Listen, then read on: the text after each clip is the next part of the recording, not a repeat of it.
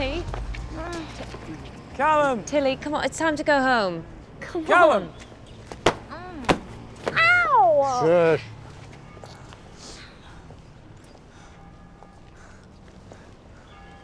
You know, we've never actually met. Actually, we have. Several times. Oh, have we? You gate-crashed my birthday party, called me Julie, and spilt red wine down my top. Ouch. Well, I'm sorry about that. No, not at all. You were delightful. No, was I? No. No, you weren't. Look, if you're not Julie, then... I'm Emma. Emma. Emma Morley. Emma Morley. Oh, listen, I'll walk you home. When I was in high school, my freshman year, we read Romeo and Juliet, and we had Romeo and Juliet. We had to write a paper on fate versus free will. And I couldn't make up my mind, so I wrote a paper that argued from both points, and I got a C. And I couldn't make up my mind about it, and I still can't. I have absolutely no idea. I'm more of, I don't think we're really destined to do things, though. I must say, I think that we kind of, I think it's sort of ever-changing, and things move, and unexpected things happen. But I really haven't put that much time or thought into it. My instinct is that that I don't know that we're destined to do things, but it's a nice thought. Yeah, I mean, these guys just, I mean, this is what you see when you watch the film. You just see two people sort of playing out their lives, you know, and making all the mistakes and learning from them and making more mistakes and, you know, just, you know, and fate and destiny surely, you know, has to play some sort of part in all of that. You know, and I'm convinced that if these two guys got together any earlier in the story, then it would never have lasted, you know. When we were at university, I've always spoke you.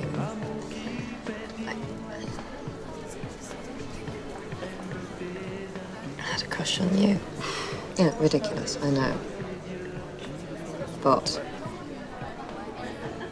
when we almost did it that night,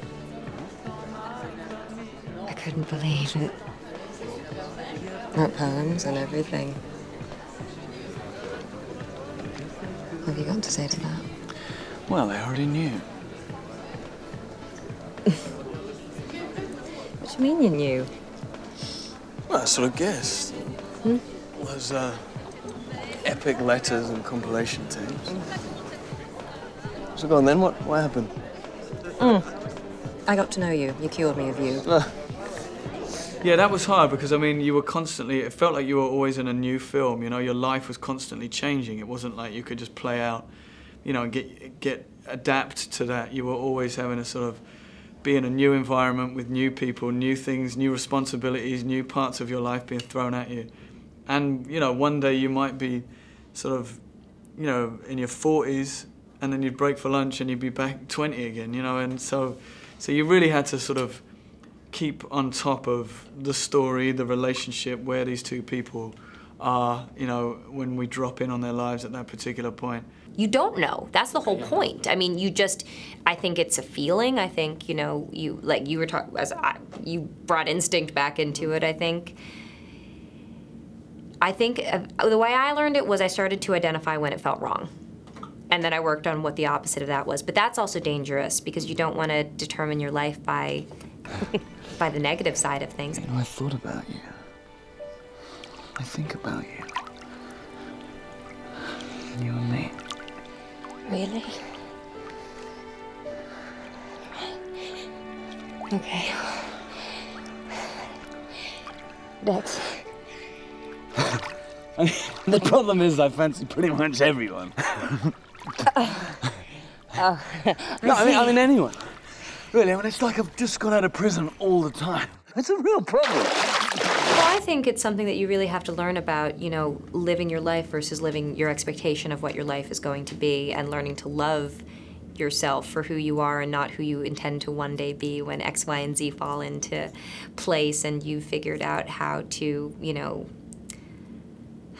keep your house clean and, like, you know, keep all those things while you haven't find the balance about everything. There's never gonna be that day when everything makes sense and you've done everything right. You might have days that are better than others, and you might have days where you get it completely wrong, and you might have days where you get it right and you feel like you've gotten it completely wrong, and that's sort of life. Yeah, well, I guess, like, you know, when you sort of drop in and they might be sort of, there could be periods of time when they haven't spoken to each other all year, you know, so when we see them, you know, they might be in their separate lives and they may not have spoken to each other for a couple of years. Do you know what I mean? So you have to sort of think, when we were doing a scene with Emma and Dexter, you know, when was the last time they spoke?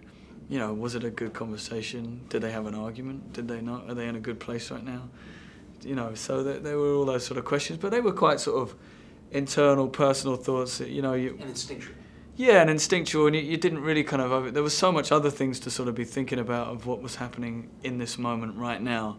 You know, but of course, when you're sort of going through the script in the sort of preparation period, you sort of flesh it out in your mind. Well, that stuff's behind me now, so... Really, what happened? Sex in toilet cubicles lose its bittersweet charm? Well, an orgy won't keep you warm at night, yeah. An orgy won't look after you when you're old. What's that? No, I screwed up my career. I screwed up my friendships.